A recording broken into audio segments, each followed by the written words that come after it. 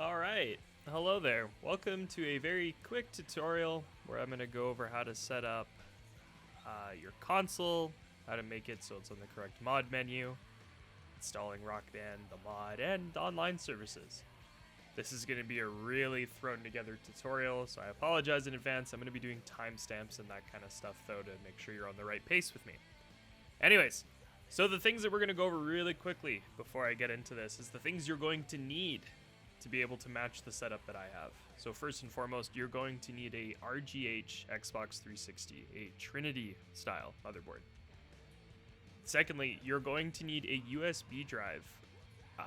Capacity on it, I think 16 gigs minimum is sufficient. There's a video that I'm going to link in the description that's going to show you how to set up the USB drive because you're going to need to install quite a few different programs on it. The other thing though is you're going to need a copy of Rock Band 3. There are ways, of course, of just pirating the game online, but I don't want to get into that. So we're just going to talk about the sake of owning a copy of the game. It can be either the EA version or the Mad Catz one. It does not matter. Starting with the console as we're looking at right here, we're going to scroll down to the settings. One other thing that I did fail to mention is that depending on where you got your console from, it probably has a hard drive, or maybe it doesn't have a hard drive.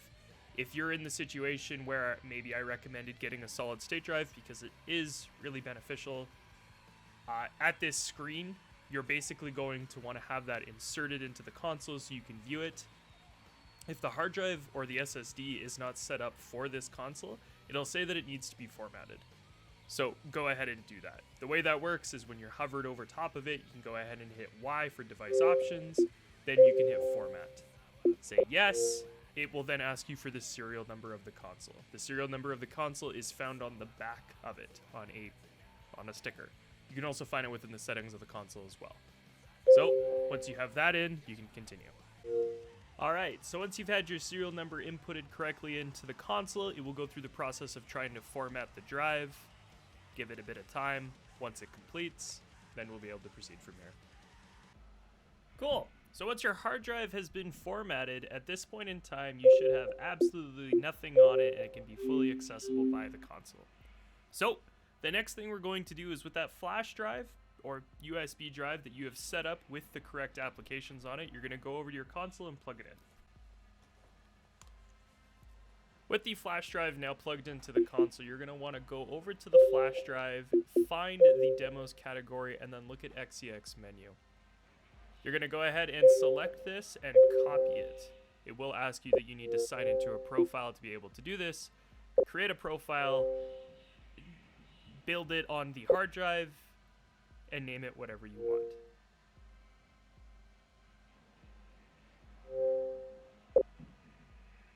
Do not do any of this, just hit done.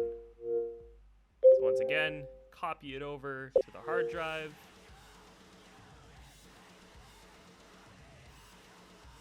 Now that it has been copied over, we will go all the way back to the main dashboard here. Now at this point in time, what I would recommend just to make sure you are selecting the right version of Xexmenu is to go ahead and unplug your flash drive. And then at this point in time, you can go ahead and select Xexmenu. So now that we are actually in the menu, we can go ahead and plug the flash drive back in.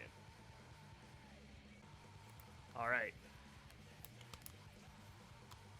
So now that we have the flash drive plugged back into the console, what we're going to do on the controller is we're going to hit the right bumper. And this is going to show us our directory for the USB drive. If we hit right on the D-pad, it will shuffle through to the hard drive. And again, to show us the rest of the partitions on the console. So we're going to want to go back to the USB drive though, or sorry, more in particular, the hard drive. We're going to click Y on our controller and we're going to scroll down to where it says create. Then hit A. At this point in time, I'd recommend just calling this apps, because this is where you're going to be storing pretty much everything that's from the flash drive. So now if we want to hit left on the D-pad again to go back to the flash drive, we can see here that we have the Aurora, and we're going to go tap Y on it, scroll up to copy, hit copy, And then we're going to scroll over to apps in hard drive. And then we're going to hit Y again and paste it inside of this folder. And basically, we're going to do the exact same thing with dash launch, Zell launch,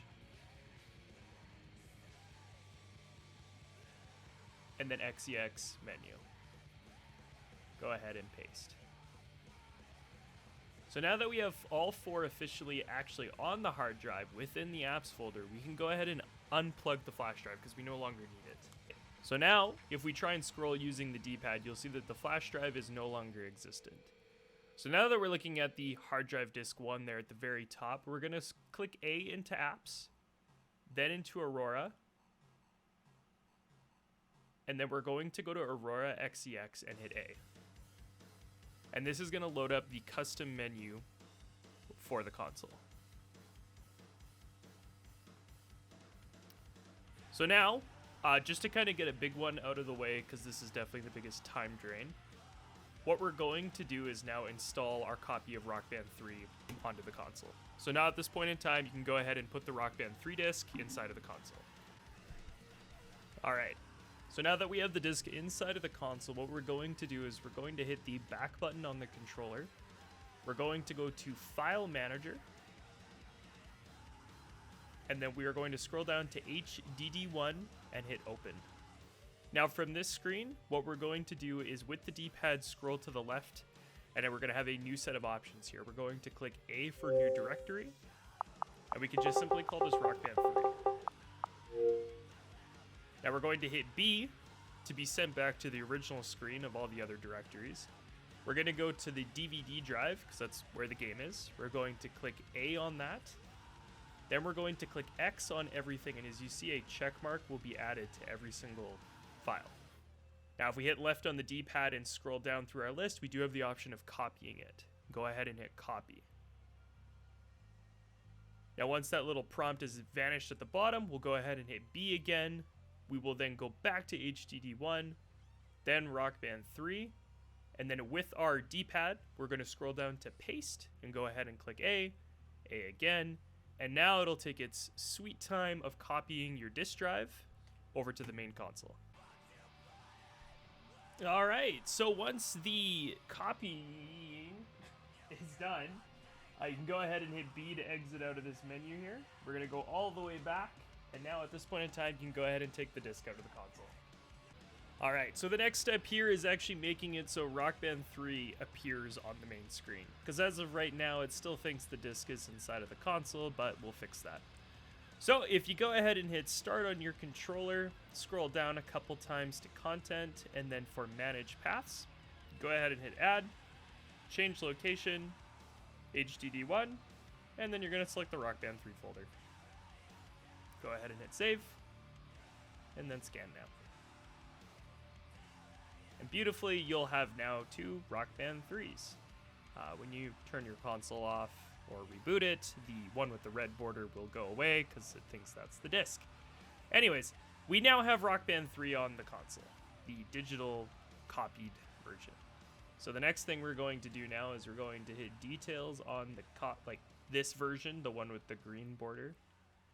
You're going to scroll down to where it says title updates. It is the 3rd option. If it does not appear, you may have to hit the D-pad a couple times, but you'll see at the very bottom of the screen, title updates will appear. If you go ahead and click A on that, and then hit R, you should be able to see the options of different title updates that you can install. So you can go ahead and hit download.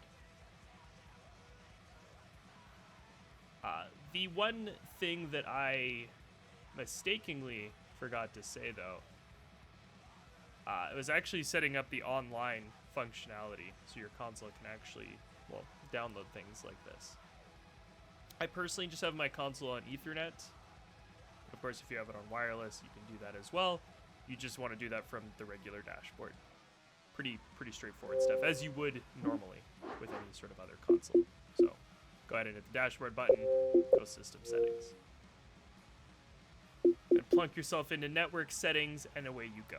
you will normally get an error that says you cannot connect to Xbox Live, and that is totally fine. You do not want this console to connect to Xbox Live just yet. So now, for us to be able to go back to Aurora, we need to reopen the Xexmenu, Aurora, rather than the default dashboard. And there you go. We now only have one Rock Band 3. Okay. So, talking more about the update though, once you have it actually installed on the console, you do need to actually enable it. And you'll see that if it is black on the left there, that means it is disabled, and if it is white, that means it is turned on. So now, theoretically, if we go ahead and click on Rock Band 3,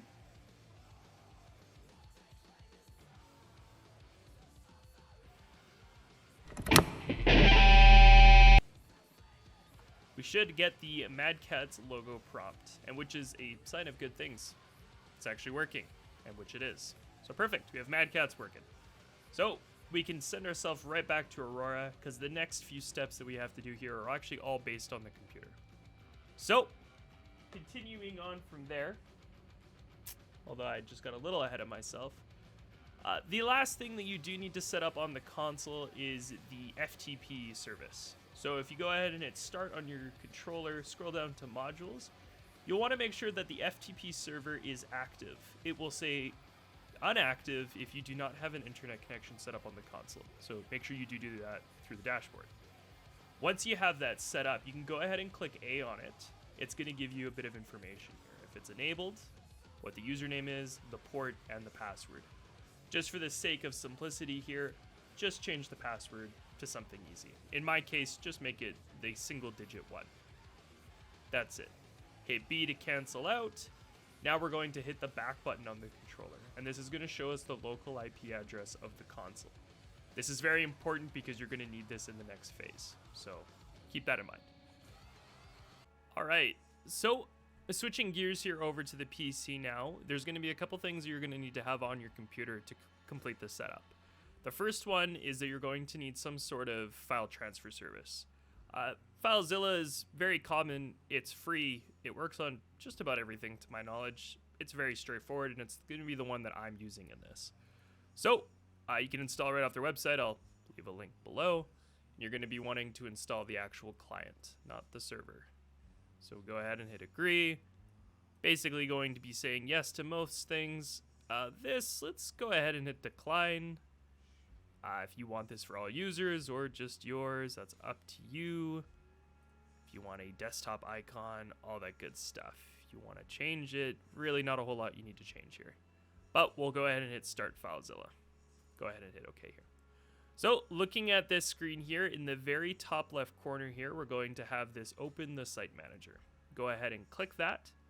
We're going to go new site, and we're going to go to host. So now this is the IP of the console I was talking about earlier, and you can go ahead and enter that in here now.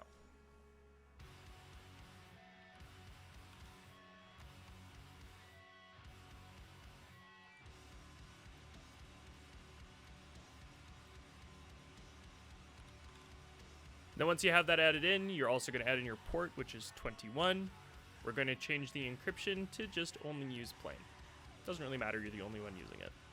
Login type, the user was the Xbox FTP, and then your password was whatever you made it. In my case, the number 1. So go ahead and hit connect. Say it saves the password so you don't have to keep doing this every single time. I'd say always allow insecure plane because it is your server, it's your internet in your house. As long as you're not sharing it with a bunch of people, don't be too concerned about that. But there we go. We have now successfully connected to the console, and I can now view those same folders I was looking at in Aurora. So now, this is where the fun part comes in as far as for setting up the actual mod for the game as well as online services. So, to do this the most effective way, you essentially can just drag and drop everything in. So with our Rock Band 3 Enhanced, we have two little files here. We have the RB3 INI and we have the XEX. The XEX file is basically just going to be dropped into the HDD one. So Once you're looking at your console, go ahead and hit HDD1, and you're just going to drag and drop the XEX file right into here. Then we're going to go into the Rock Band 3 folder, and we're going to drop the RB3 INI full. So now that those are in their respective places, perfect. Now we're going to go over to our tethered. So this is where things are going to differ a little bit between everyone's setup. As you can see, these 3 folders here, we have HDD, we have INTMU, and then USB. These are different types of storage configurations for the console. So the first one being the hard drive disk, that'd be an internal 2.5 SATA drive that you've installed, so a hard drive disk or a SSD. This is the internal memory unit, so there are a few Xboxes out there that use like a 4 gig internal memory chip. Very rare, would not recommend. And then there is, of course, USB drives. I am doing everything off of the HDD drive. So we're keeping it all through this folder. And all we're going to do with all of this stuff is basically drag and drop it over into HDD1. The thing, though, is that we need to make sure we remove our launch INI. So all you got to do is just go ahead and hit delete on this. And now simply we can take all of this stuff and we can drag and drop it over here. That's it. We're almost done, if you can believe it. So now that we're back over to the console, what we're going to do now is basically hit the back button and then hit reboot. Alright, so now that the console is rebooted, sometimes it can take a little bit longer than usual, we'll now see that the dashboard has been altered. This is now showing us that tethered is running correctly on the console. So now, at this point in time, you could go through the process of downloading a profile or creating an Xbox Live profile, whatever you'd like to do. Totally fine. The next thing I'm going to show you how to do, though, and this is very imperative of getting the mod to work, is how you actually move the plugins around. This more or less is just showing that the online service is actually working correctly. On your screen, it's a little bit different than mine. You should see ads on this screen, not just these ones. Like, I'm talking Xbox Live ads. But that's it. We're going to go to our apps. We're going to go to Dash Launch. We're going to launch Dash Launch. So now, what we're doing is we're going to add our path back for Aurora, which you can find how we did earlier. The other thing we're also going to do, though, is we're going to change the order of how the plugins are set up on this console. So, I'm going to stress this. If you move these plugins around incorrectly, the console will brick. So please follow along. This part's very important. For plugin 1, you want that to be the mod, so Rock Band 3 Enhanced. So what I would recommend doing on this screen when you're looking at it is you're going to take a picture. You could use your phone or whatever you want. Basically just telling you what order they were actually set up in via the original plugin or for the launch INI. So now what we're going to do is we're going to go to plugin 1. We're going to select A on it. We're going to scroll down to Rock Band 3 Enhanced, and we're going to replace it with that. And then with our picture that we took, we're going to then add them all back in the correct order that they were originally done in. So XBDM, and then tethered, and then JRPC, and then for the very last one, RPC. So now at this point in time, we're going to hit right bumper. We're going to hover over our main drive, hit X on it to save. And then we're going to hit B.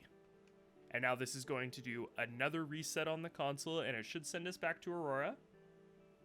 Now at this point in time, we're going to hit the back button and hit reboot. Now if all worked correctly, the console will turn back on.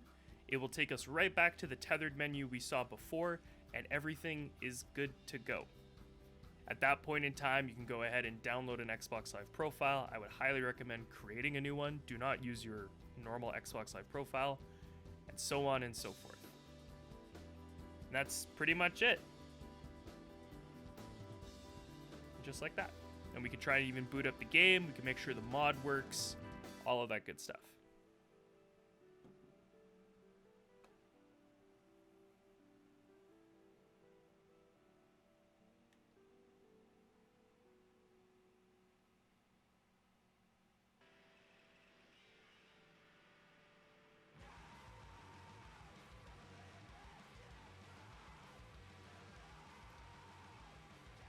As you can see in the bottom left corner, Rock Band 3 Enhanced is active. And there you go. That is pretty much it. If you guys have any questions, please let me know. And goodbye.